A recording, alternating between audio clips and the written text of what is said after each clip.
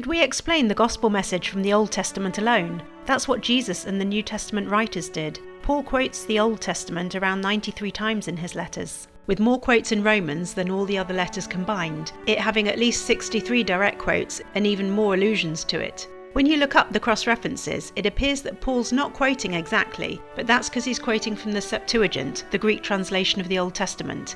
Jesus tells the parable of the rich man and Lazarus, where Abraham says that if people don't listen to Moses and the prophets, they'll not be convinced even if someone rises from the dead, implying that if people don't believe the Old Testament, they'll not believe in Jesus' resurrection either. Jesus explained to the disciples on the road to Emmaus all that was written about himself in the law of Moses, the prophets and the Psalms, implying that all parts of the Old Testament speak about him.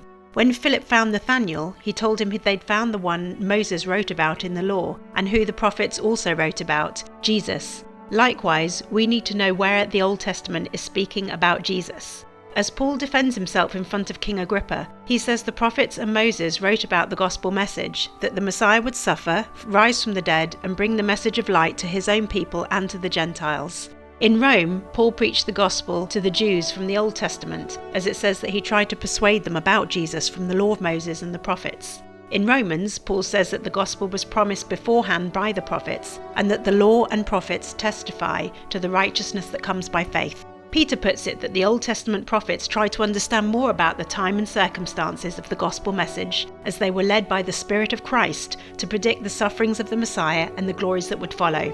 We often read right over these subtle hints, not realising the full implications, that every book in the Old Testament is literally shouting out the presence of Jesus and the gospel message. So let's read it with new eyes, looking for Jesus on every page. Please like and subscribe for more Bible nuggets from a Hebraic perspective.